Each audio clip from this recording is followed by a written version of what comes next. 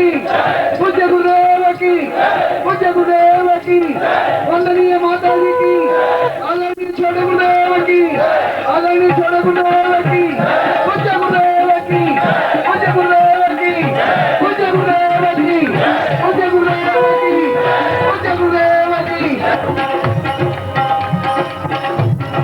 सभी बैठ जाएंगे।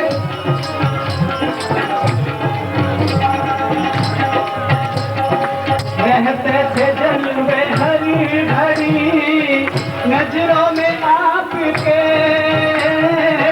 रहते थे जलवे हरी भरी नजरों में आपके, रहते थे जलवे हरी भरी नजरों में आपके। मस्ती का जाम काफिरी, मस्ती का जाम काफिरी ऐसा पिला दिया तुम्हारे प्यार में, सतगुरु तुम्हारे प्यार में जीना सिखा दिया मुझको तुम्हारे नाम में, मुझको तुम्हारे नाम में इंसा बना दिया।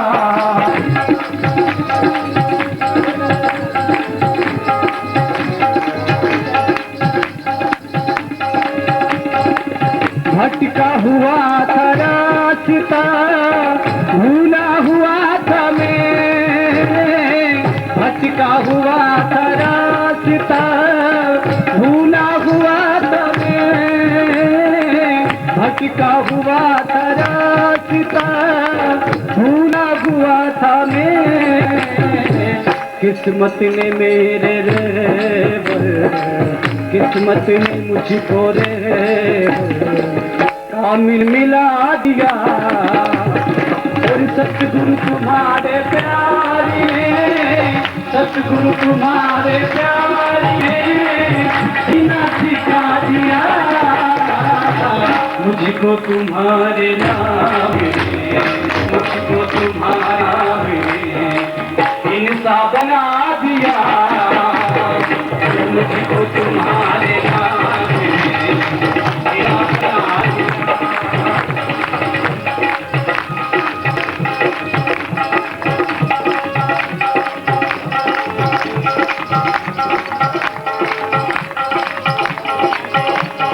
जिसने किसी को आज तक सजदा नहीं किया, जिसने किसी को आज तक सजदा नहीं किया, जिसने किसी को आज तक सजदा नहीं किया, मैंने वो सर है आपके, मैंने वो सर है आपके दर पर झुका दिया।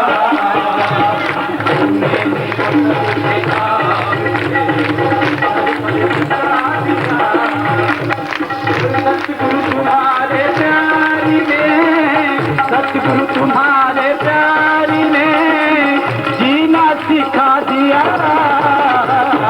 मुझको तुम्हारे नाम ने, मुझको तुम्हारे नाम ने इंसा बना दिया मुझको तुम्हारे नाम ने इंसा बना दिया।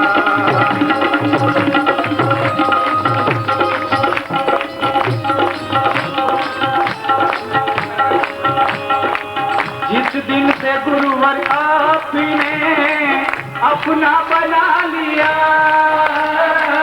जिस दिन से मुझको आपने अपना बना लिया, जिस दिन से मुझको आपने अपना बना लिया,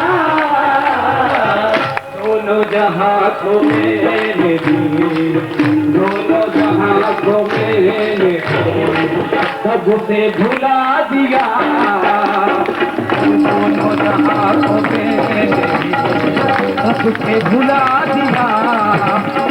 और गुरुवर तुम्हारे प्यार ने, गुरुवर तुम्हारे प्यार ने मुझको बना दिया, मुझको तुम्हारे नाम ने, मुझको तुम्हारे नाम ने इंसान बना दिया, और मुझको तुम्हारे नाम ने इंसान बना दिया, मुझको तुम्हारे नाम ने इंसान बना दिया, और मुझको तुम्हारे नाम ने इंसान बना दिया।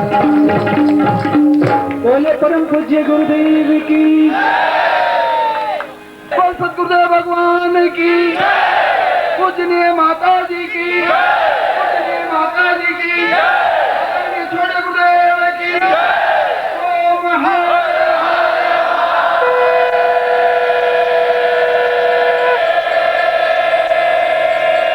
आदरणीय पूज्य भाग्योदय दीक्षा और स्वयं भाग्योदय दीक्षा में डिफरेंस है, अंतर है। स्वतः भाग्योदय दीक्षा,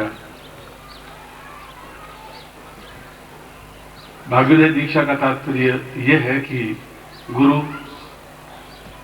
अपने अंगूठे के माध्यम से, अपने अंगुष्ठ के माध्यम से उसके ललाट को स्पर्श करता हुआ उसके भाग्य को परिवर्तित करता है। जो भाग्य में काली छाया है या जो भाग्य में उसके व्यक्तिगत भाग्य में जो भी न्यूनताएं हैं वे ठीक हों,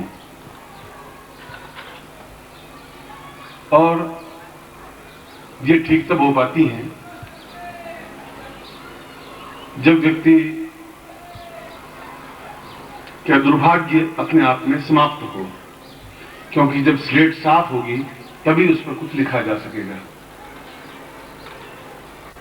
और स्वतः भाग्य लेखन इससे कई गुना ज्यादा ऊंची स्थिति है। यहां व्यक्ति अपना भाग्योदय करता है गुरु के माध्यम से, वहां गुरु उसको खुद को समर्थ बना देता है कि वह खुद का किसी का भी भाग्योदय लेखन कर सकता है।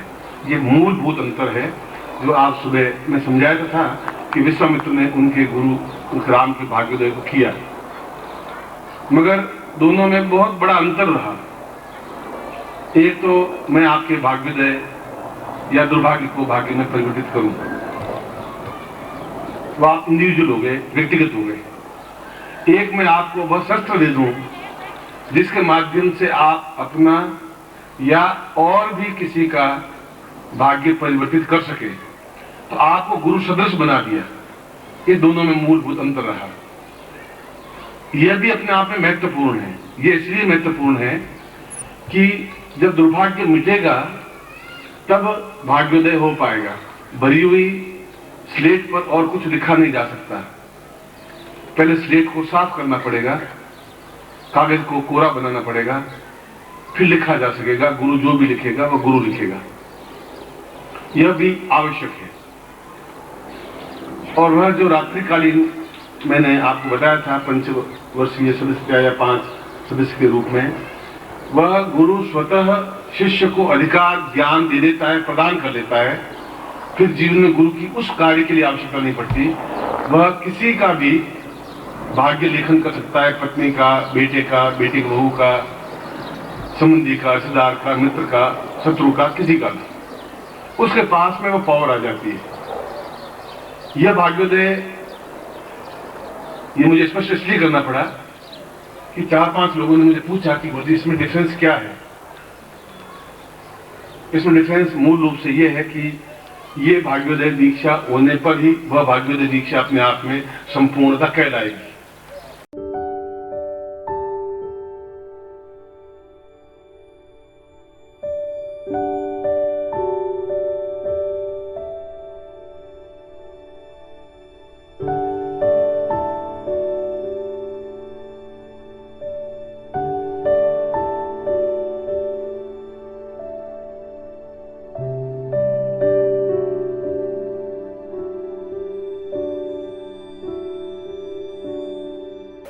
क्यों कहलाएगी कि यह भाग्योदय दीक्षा गुरु द्वारा आपके भाग्य को परिवर्तित करने की क्रिया है, या इसको पूरे शब्दों में कहें तो आपके दुर्भाग्य को मिटा करके उसके ऊपर भाग्य लेखन किया जाए।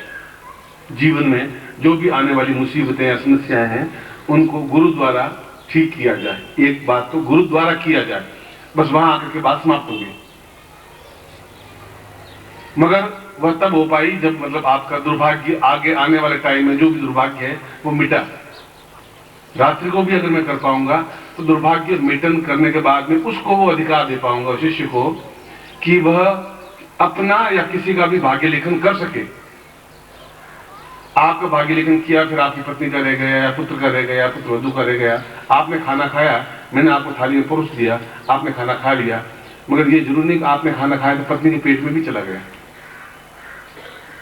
या सुबह में या तो मैं स्पष्ट नहीं कर पाया या मैं समझ गया कि आप प्रज्ञा हैं तो आप समझ गए होंगे बात को, तो दोनों में से कहीं न कहीं बीच में इसलिए 4-5 शिष्य आए भी कि हम भाग्योदय दीक्षा लेना चाहते हैं गुरुजी, मगर उसमें डिफरेंस क्या है, अंतर क्या है। तो मैंने सोचा कि वास्तव में मेरे कहने में और इनके समझने में थोड़ा बहुत अंतर रहा, मगर ये आवश्यक इसलिए आवश्यक है कि जब स्लेट खाली होगी तब मैं आपका भाग्योदय लिख भी सकूंगा और तब आपको अधिकार भी दे सकूंगा। भरी हुई प्लेट पर लिखूंगा भी क्या, उसमें जो कुछ लिखा हुआ है उसको जब तक मिटाऊंगा नहीं तब तक बिल्कुल सही ढंग से लिख भी क्या पाऊंगा। लिखना और फिर आपको और भी किसी के भाग्य को लिखने की क्रिया देना, ये बहुत बड़ी बात होगी, डिफरेंस हो गया। आपको थाली में खाना परोसा और आपको उतना राशन दे दिया कि आप खाना बना करके 100 लोगों को खाना खिला सके जिंदगी में, पूरे जीवन भर। वह अधिकार आपको प्राप्त हो जाए, वह अपने आप में उच्च कोटि की विद्या है, उच्च कोटि का ज्ञान है, उच्च कोटि का चिंतन है।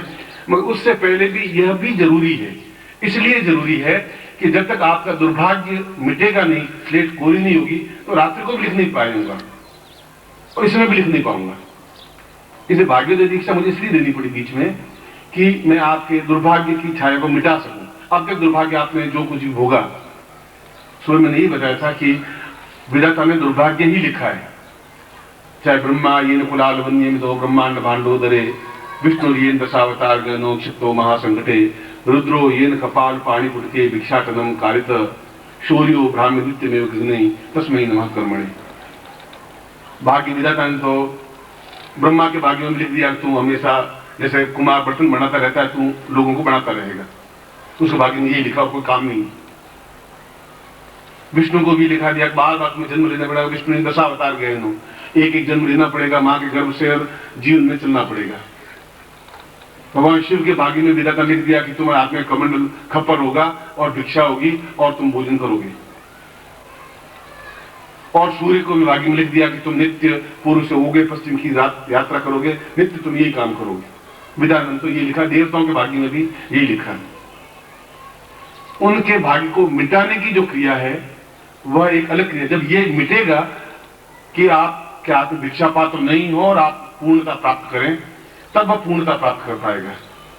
इसलिए इस भाग्योदय दीक्षा जो गुरु द्वारा दी जा रही है उसमें भी उसके दुर्भाग्य की स्लेट को साफ करके फिर भाग्योदय दीक्षा देने की क्रिया है, चाहे ये हो चाहे वो रात्रिकालीन हो। इसलिए ये मूलभूत बहुत बड़ा तात्विक अंतर है, ये छोटा सा अंतर नहीं है। ये दोपहर को मैं सुबह नहीं स्पष्ट कर पाया, आप इसको वापस स्पष्ट रूप से समझ लें। यानी एक तो आप व्यक्तिगत रूप से भाग्योदय लेखन हो, मगर भाग्योदय लेखन हो जब आपके आगे आने वाले आज से जीवन के अंतिम क्षण तक इंद्रिय केवल आपके भाग्य के दुर्भाग्य को पहले मिटा करके फिर भाग्योदय लेखन हो, क्योंकि ये अत्यंत महत्वपूर्ण स्थिति है और महत्वपूर्ण समय आपको समझना आवश्यक है उस चीज को। और यदि कहीं नहीं समझे तो मेरी ड्यूटी है, मैं दूसरी बार समझाऊं आपको, तीसरी बार समझाऊं, चौथी बार समझाऊं, मगर समझा दूं कि वास्तविकता इन दोनों में ये भाग्योदय दीक्षा फिर क्यों रखी। ये इसलिए रखी कि आपके जो लिखा हुआ भाग्य है वो तो मैं आपको भी खड़े हो जाए, मैं आपको बता दूंगा। आप में से कोई भी यहाँ खड़ा है, आपके आगे आने वाले भाग्य में क्या क्या है, अब उसके ऊपर उसको मिटाने पर ही भाग्योदय हो पाएगा ना। जो लिखा हुआ उसके ऊपर तो लिखेंगे तो न तो वो हिंदी पढ़ पाएंगे, न ऊपर अंग्रेजी अक्षर लिख पाएंगे, वो पढ़ पाएंगे। और उसमें आपको खुद को ही पूरा अधिकार दे दिया जाता है। फिर उस दीक्षा को दूसरी बार आपको लेने की आवश्यकता नहीं होती, क्योंकि आप में वो क्षमता आ जाती है, आप में वो सामर्थ्य आ जाती है जिससे कि आप अपने